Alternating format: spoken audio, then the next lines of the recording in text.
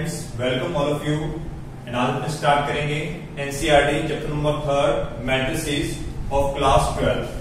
देखिए, generally students का doubt रहता है कि what is the use of matrices in our daily life. तो मैं आपको एक सिंपल सा बताता हूं। एक लास्ट डाटा को एक सिस्टमेटिक वे से रिप्रेजेंट करना ही मैट्रिक्स है।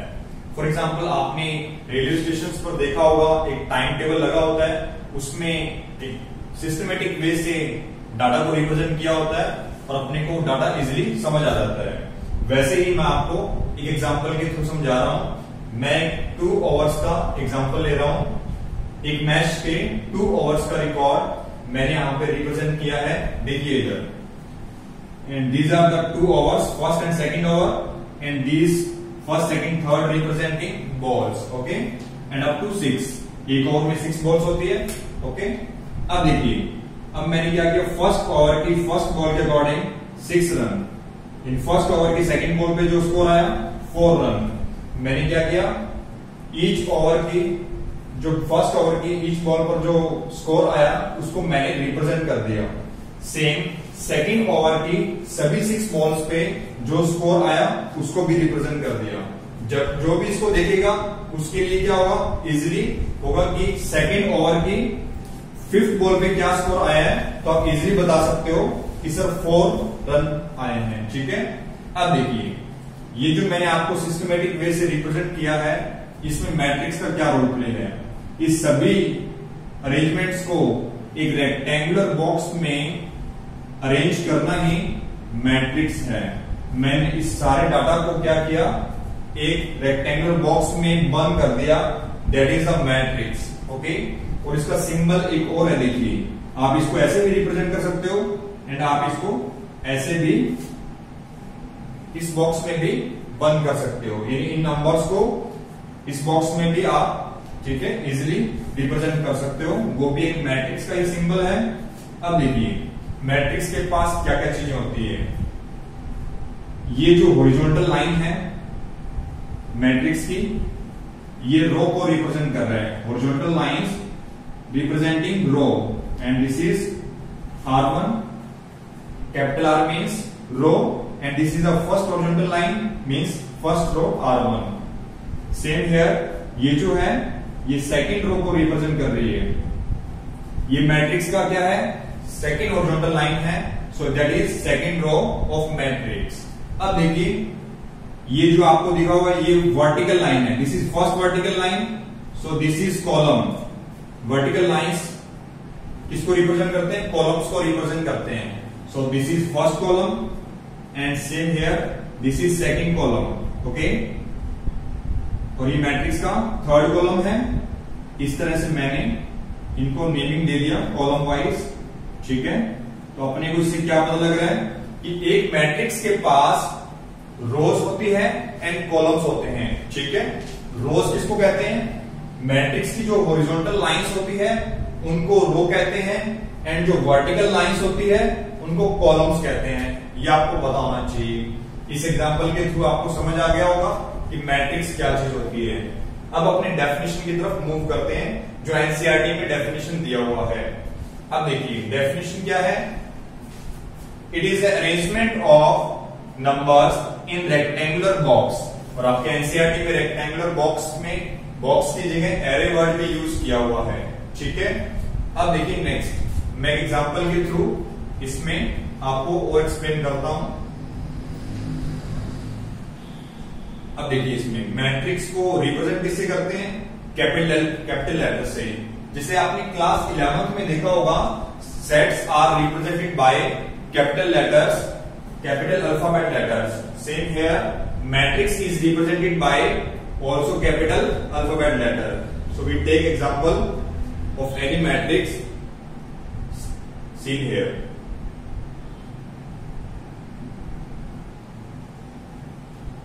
Then these are the elements of matrix. Matrix के अंदर बैठने वाले जो नंबर्स हैं वो मैट्रिक्स के क्या कहलाते हैं, एलिमेंट्स कहलाते हैं। और ये मैट्रिक्स को कैसे रिप्रेजेंट करते हैं, कैपिटल अल्फाबेट लेटर से। ठीक है, ABCD कुछ भी हो सकता है। ओके, ये ध्यान रखना। अब देखिए नेक्स्ट, जो इंपॉर्टेंट चीज है मैट्रिक्स के बारे में, जिसके बिना मैट्रिक्स अधूरी है, that is order of matrix. यानी सबसे इंपॉर्टेंट चीज क्या है इस पूरे मैट्रिक्स चैप्टर में, वो है ऑर्डर ऑफ मैट्रिक्स। वो कैसे निकलता है देखिए इधर, ऑर्डर ऑफ मैट्रिक्स इक्वल निकालने के तरीके नंबर ऑफ रोज, यानी टोटल नंबर ऑफ रोज को मल्टीप्लाई करेंगे नंबर ऑफ कॉलम से,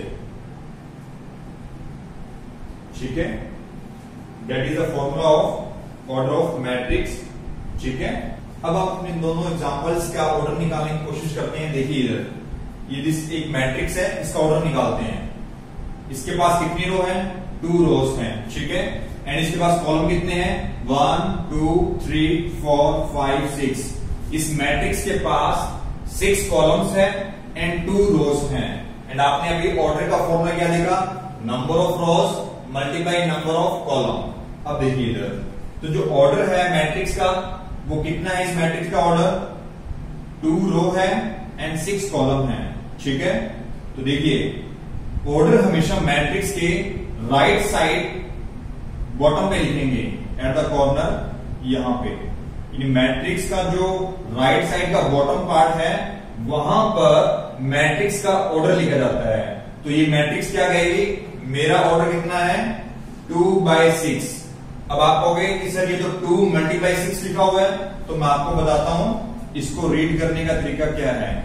इसको रीड एज 2/6, यानी ऑर्डर को रीड करने का पता होना चाहिए। इसको 2 × 6 रीड नहीं करेंगे, एक मैट्रिक्स के ऑर्डर को 2/6 के अकॉर्डिंग रीड करेंगे। चलिए सेम सेकंड इस मैट्रिक्स का ऑर्डर देखते हैं।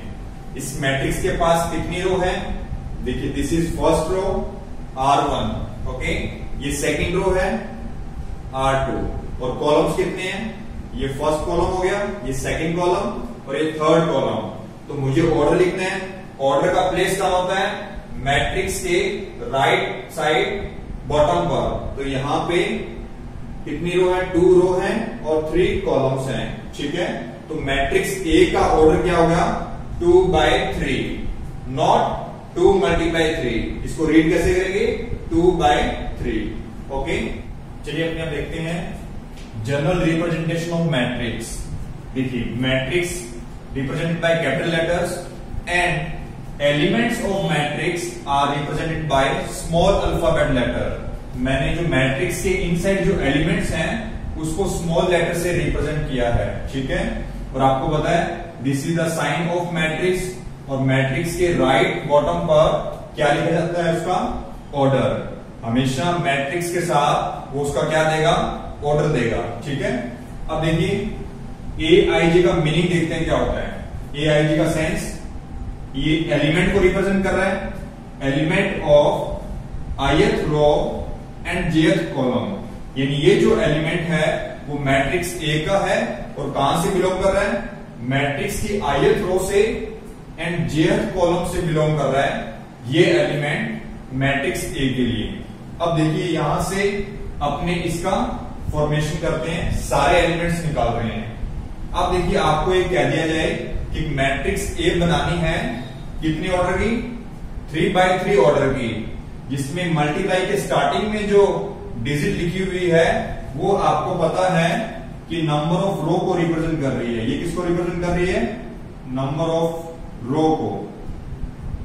एंड मल्टीप्लाई के बाद में जो डिजिट है यानी कि बाद वाली, वो किसको रिप्रेजेंट करती है, नंबर ऑफ कॉलम्स को रिप्रेजेंट करती है, ठीक है।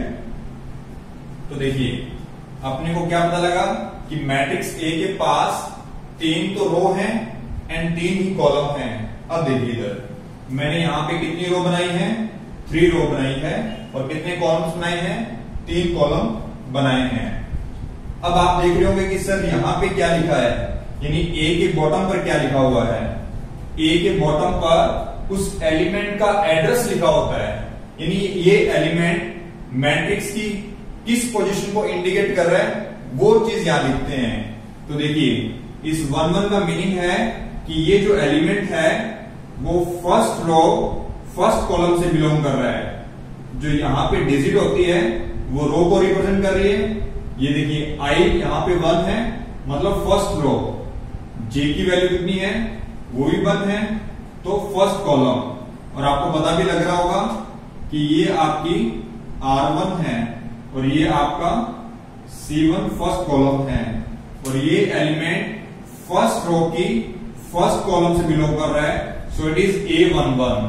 सेम नेक्स्ट एलिमेंट के एड्रेस की बात करें, ये पोजीशन इनकी फिक्स रहती है, यानी सेकंड रो और फर्स्ट रो और सेकंड कॉलम से बिलोंग करने वाला एलिमेंट A12 होगा, ठीक है। तो ये this is second column C2 and this is third column C3, okay, and these are the horizontal lines representing रो।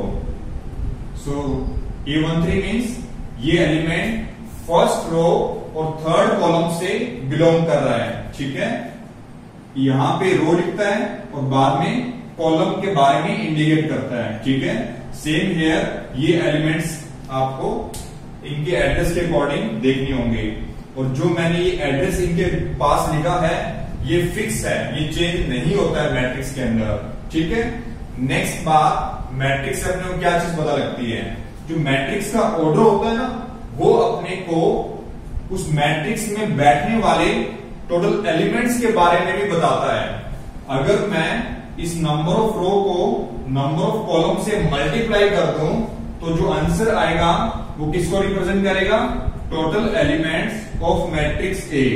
यानी ऑर्डर से अपने को ये मिल जाता है, ये हिंट मिलता है कि उस कंप्लीट मैट्रिक्स के पास एलिमेंट्स कितने होंगे। चलो अब हम देखते हैं क्वेश्चन नंबर फर्स्ट, जो अपना टॉपिक किया उस पर बेस्ड क्वेश्चंस करते हैं।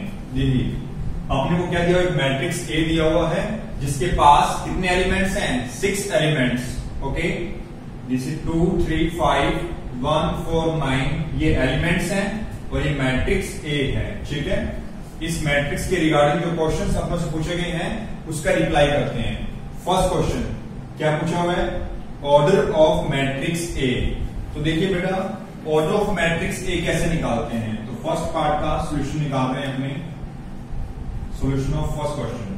ऑर्डर चाहिए आपको, और आपको पता है कि ऑर्डर जो होता है, ऑर्डर ऑफ मैट्रिक्स कैसे निकालते हैं अपने, number of rose multiply number of columns. अब इस मैट्रिक्स में देखिए रो कितनी है, horizontal lines representing row. So this matrix contain R1 and R2 means 2 row, and vertical lines columns, okay.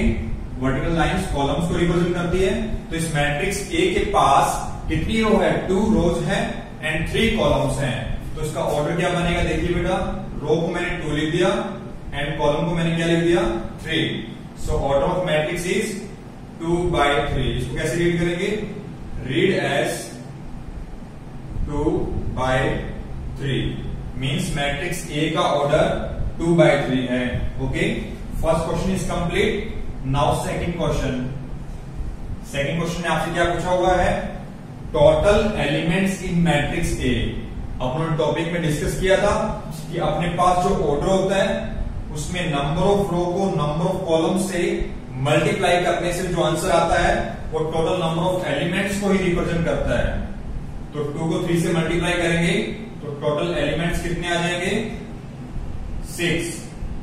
सभी को समझ आ रहा होगा कि मैट्रिक्स में जो ऑर्डर होता है उसको मल्टीप्लाई करने से जो आंसर आएगा वो टोटल एलिमेंट्स को रिप्रेजेंट करेगा। और आप देख भी सकते हैं कि इस मैट्रिक्स के पास एलिमेंट्स कितने हैं, 6। This matrix contain only 6 elements, okay. Now third question. Third question में क्या पूछ रहा है आपसे, एलिमेंट्स की वैल्यू पूछ रहा है। क्या कह रहा है, A22 की वैल्यू फाइंड करनी है। तो A22 का मीनिंग देखते हैं। ये एलिमेंट के बॉटम पर क्या लिखा होता है, उसका एड्रेस होता है। तो A22 का मीनिंग क्या है, सेकंड रो और सेकंड कॉलम से बिलोंग करने वाला जो एलिमेंट है उसका आंसर बताना है। तो देखिए इधर सेकंड रो और सेकंड कॉलम, सेकंड रो ये रही और सेकंड कॉलम ये रहा। तो ये जो एलिमेंट है वो किसको रिप्रेजेंट कर रहा है? A22 को रिप्रेजेंट कर रहा है। तो देखिए बेटा, थर्ड क्वेश्चन का जो रिप्लाई है, तो A22 की वैल्यू कितनी आ गई? 4। ठीक है। नेक्स्ट, अब आपसे पूछा हुआ है A13। तो A13 में एड्रेस के अकॉर्डिंग एलिमेंट कौन सा आ रहा है? फर्स्ट रो से बिलोंग करना चाहिए और थर्ड कॉलम से बिलोंग करना चाहिए। तो first row, this first row, and third column, this third column. So this 5 represent A13। तो आपके पास A13 एलिमेंट की वैल्यू कितनी है? 5 है। ओके। नेक्स्ट देखिए, A23 अकॉर्डिंग टू एड्रेस वो एलिमेंट सेकंड रो और थर्ड कॉलम का होना चाहिए। इस मैट्रिक्स में देख के बताइए, सेकंड रो और थर्ड कॉलम, सेकंड रो ये रहा और थर्ड कॉलम ये रहा। ठीक है। तो ये एलिमेंट कौन सा आ रहा है? 9। ये 9 किसको रिप्रेजेंट कर रहा है? A23 की वैल्यू को रिप्रेजेंट कर रहा है। तो A23 एलिमेंट की वैल्यू कितना है? 9 आ गया। ठीक है। नाउ 3 क्वेश्चन कंप्लीट हो गए। नेक्स्ट पार्ट, एक्चुअली क्या होता है, बोर्ड एग्जाम में एनसीईआरटी के अकॉर्डिंग जो क्वेश्चन डिसाइड किए हुए हैं वो कम देखने को मिलते हैं। कुछ एक्स्ट्रा क्वेश्चंस बोर्ड एग्जाम में मिलते हैं। तो देखिए किस टाइप का क्वेश्चन मैट्रिक्स से पूछा जा सकता है। क्वेश्चन नंबर 4 में क्या पूछा है? आपको वैल्यू निकालनी है इस एक्सप्रेशन की। तो अपने इस एक्सप्रेशन की वैल्यू निकालते हैं। तो मैं क्वेश्चन नंबर 4 को मैं यहां सोल्व कर रहा हूं। देखिए, आपको इस एक्सप्रेशन की वैल्यू निकालनी है। वो एक्सप्रेशन क्या है? 3A12 minus 2A21। आपने क्या करना है? A12 एलिमेंट की वैल्यू मैट्रिक्स से रिसीव करेंगे, उसको 3 से मल्टीप्लाई करेंगे। तो A12 के अकॉर्डिंग क्या आंसर आ रहा है? फर्स्ट रो और second column, first row second column से जो एलिमेंट है वो 3 है। तो मैं यहां पे इस एलिमेंट को सब्स्टिट्यूट कर दूंगा 3 से, क्योंकि मैंने इस एलिमेंट की वैल्यू को पुट कर दिया है। Now 2 as it is A21। तो A21 कहां से लेके आएंगे? देखिए, इस एड्रेस के अकॉर्डिंग सेकंड रो ये रही, फर्स्ट कॉलम ये रहा। तो फर्स्ट कॉलम और सेकंड रो के अकॉर्डिंग 1 बन रहा है। ठीक है। उसकी वैल्यू भी मैंने सब्स्टिट्यूट कर दी। देखिए, इसको सॉल्व करते हैं। 3 3 जा 9, 2 1 जा 2, so we get answer 7। Means इस एक्सप्रेशन की वैल्यू कितनी आ गई? 7। यानी इसका आंसर कितना है? 7 होगा। ठीक है। ये आपका आंसर आ गया। अब अपने नेक्स्ट क्वेश्चन देखते हैं, second number. So question number second is, if a matrix has 12 elements, what are the possible order it can have? इस क्वेश्चन में क्या दिया हुआ है? एक मैट्रिक्स है जिसके पास टोटल एलिमेंट्स 12 हैं और आपको क्या बताना है? उसके पॉसिबल ऑर्डर्स को बताना है। तो देखिए इधर स्टूडेंट, टोटल एलिमेंट्स कितने बता रहे हैं? ये टोटल एलिमेंट्स मैट्रिक्स के पास कितने हैं? 12। और अपने को पॉसिबल ऑर्डर्स निकालना है। तो देखिए स्टूडेंट्स, जो 12 है उसको अपने क्या करना है? फैक्टर्स निकालने हैं। Factors of 12। ये 12 के जितने भी फैक्टर्स हैं वो अपने देखते हैं कितने होंगे। तो ये 12 के फैक्टर्स 1 into 12 भी होता है, पहला फैक्टर। नेक्स्ट 2 × 6 भी 12 को रिप्रेजेंट करता है। नेक्स्ट 3 × 4 भी 12 को ही इक्वल है। अपने इसको इस फॉर्मेट में भी लिख सकते हैं, 4 × 3, 6 × 2 एंड 12 × 1। अब आप देख सकते हो ये एक ऑर्डर को रिप्रेजेंट कर रहा है।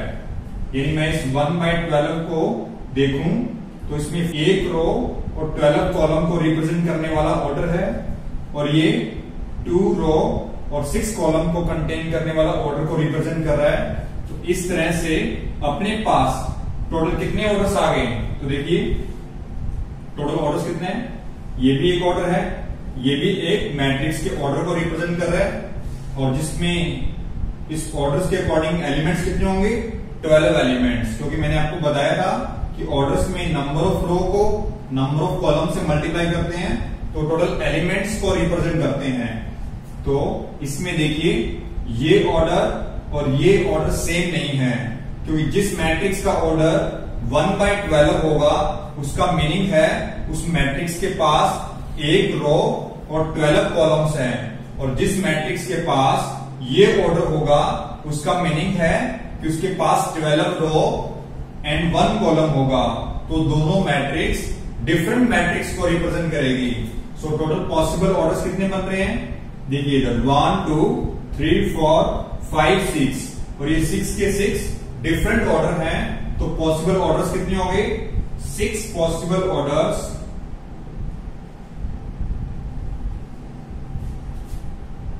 Of matrix A.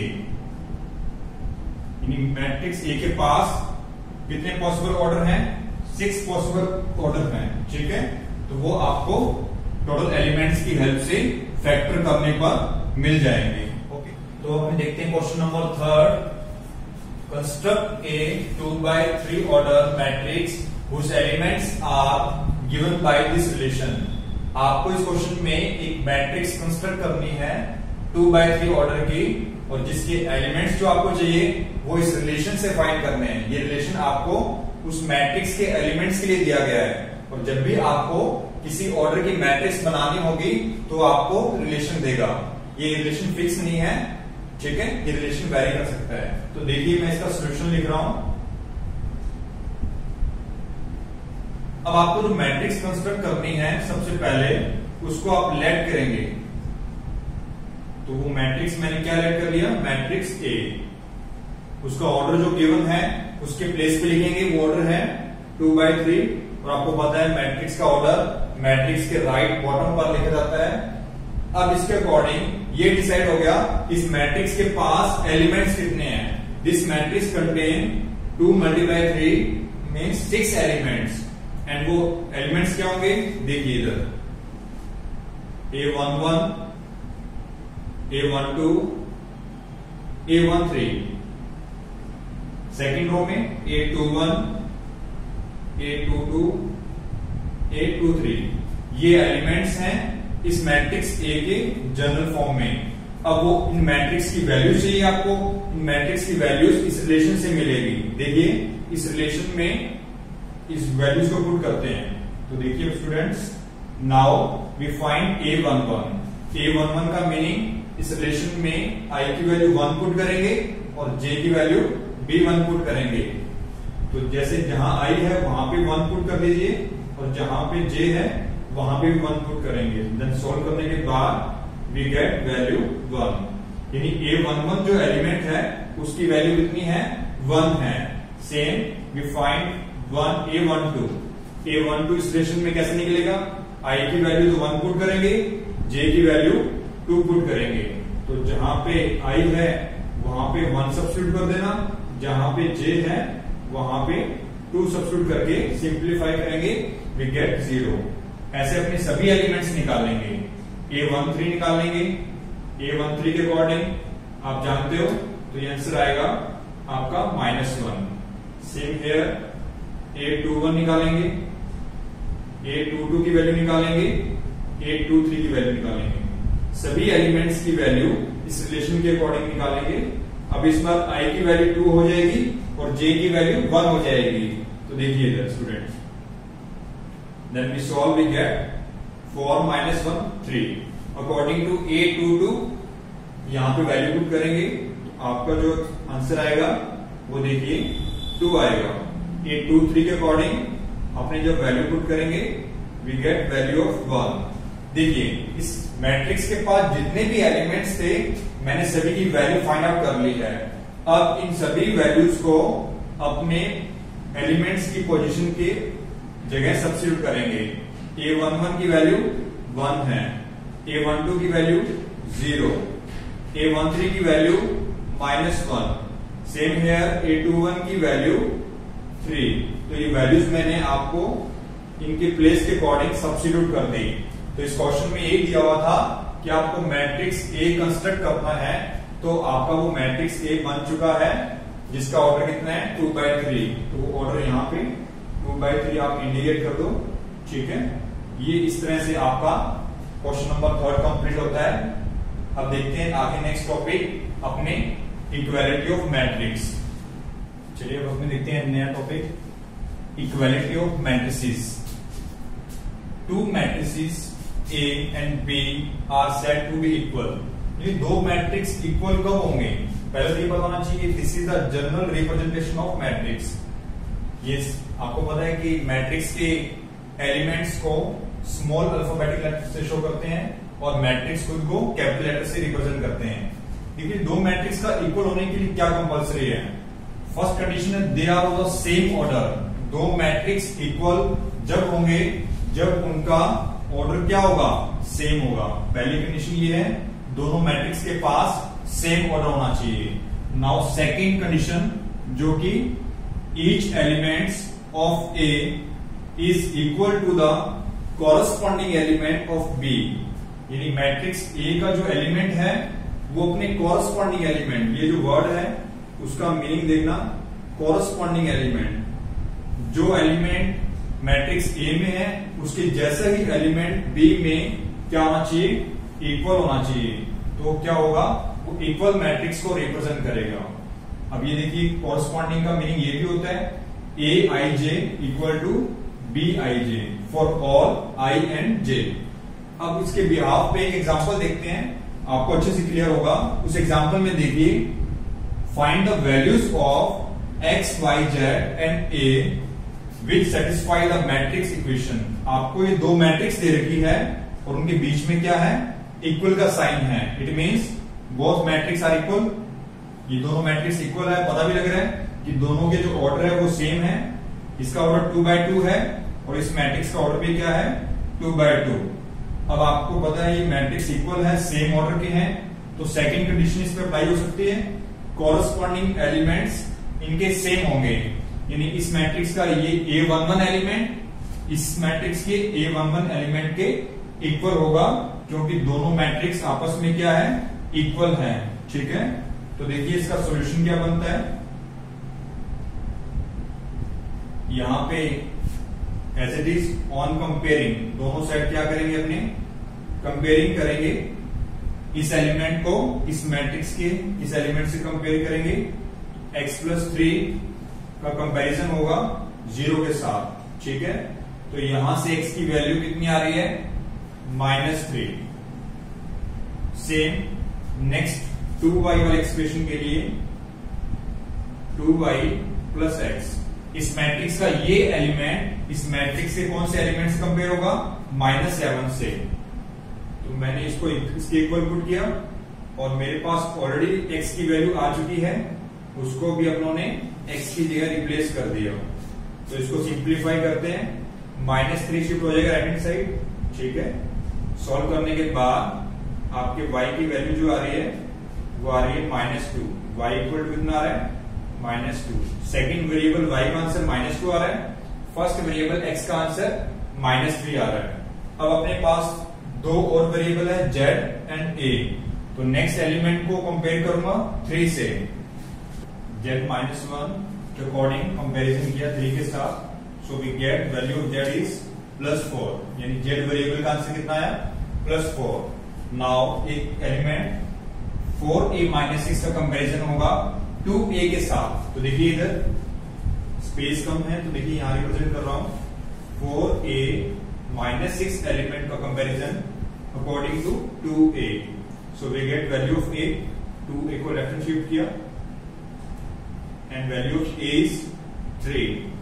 अब देखिए मैट्रिक्स आपको इक्वल दे रखी थी और आपको इन वेरिएबल्स के आंसर निकालने थे, तो आपने क्या किया?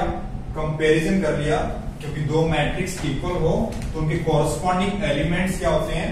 इक्वल होते हैं। इस कॉन्सेप्ट को यूज किया और आपके वेरिएबल्स के आंसर x, y, z और a के आंसर इस तरह से निकलेंगे। Okay, thank you.